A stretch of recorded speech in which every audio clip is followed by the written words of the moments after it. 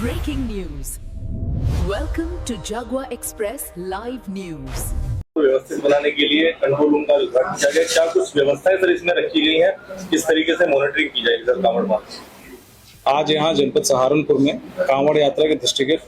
Police line में एक नवीन modern integrated control room का शुभारंभ किया गया है।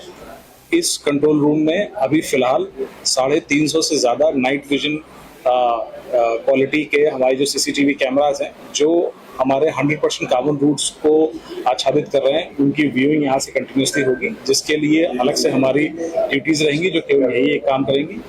ये कंट्रोल रूम की व्यूइंग के साथ साथ हमने 3 और सब कंट्रोल बनाए हैं, जो कि देवबंद, काली नदी और गंगो क्षेत्र में है। ये सब इन एडिशन टू जो हमारा ICCC जो स्मार्ट सिटी इनिशिएटिव के अंतर्गत जो हमारा मॉडर्न कंट्रोल रूम शहर में पहले से स्थापित है,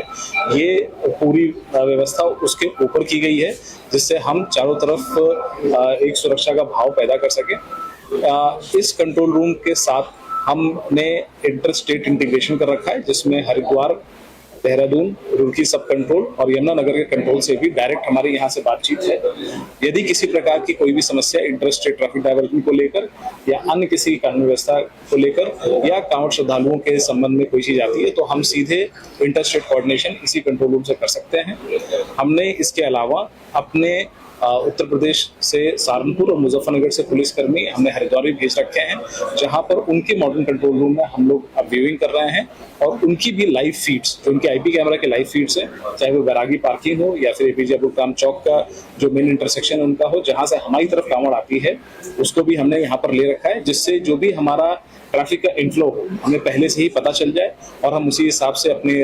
तैयारियां कर लें। यदि वहां पर उनकी पार्किंग्स में पहले से कोई जाम लग जाता है, पानी भर जाता है, इस प्रकार की कोई बात होती है, तो वो भी हमारे पास सूचना पहले ही पहुंच जाएगी, जिससे हम हरियाणा स्टेट को या अपने अन्य फीडर डिस्ट्रिक्ट्स को ये बात कन्वे कर सकते हैं और हम अपने यहाँ भी यातायात को सुचारू करने के लिए गाड़ियों को होल्डिंग एरिया में रखना, उनकी अनव्यवस्था करना या अनडाइवर्जन प्लान्स को भी इम्प्लीमेंट कर सकते हैं। तो कितने पुलिसकर्मियों की यहाँ पर ड्यूटी लगी है, क्योंकि हर चौराहे पे देखा जा रहा है चौराहों से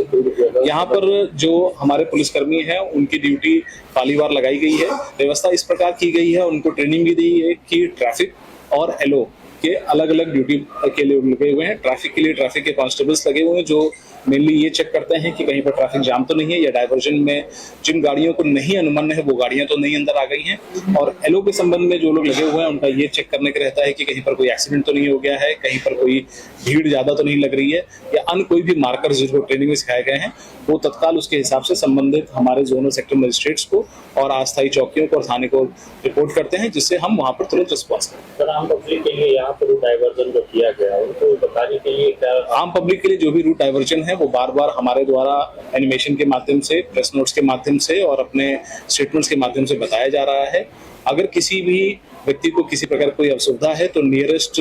जो वहां पर अस्थायी चौकी है या भी जो भी पुलिसकर्मी खड़ा हुआ है, यदि उससे आप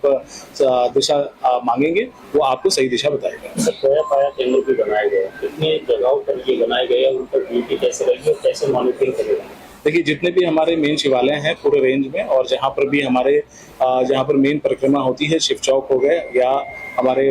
जो काली नदी से जब हम लोग आते हैं, तो वहाँ पर इस प्रकार की व्यवस्थाएं हैं कि यदि किसी को कोई व्यक्ति नहीं मिल रहा है या कांवड़ के जत्थों से कोई बिछड़ गया है, तो वहाँ पर संपर्क कर सकता है। हम तत्काल आगे की चौकियों से संपर्क करके उसको ट्रेस करके उनका हम मिलान करा सकते हैं।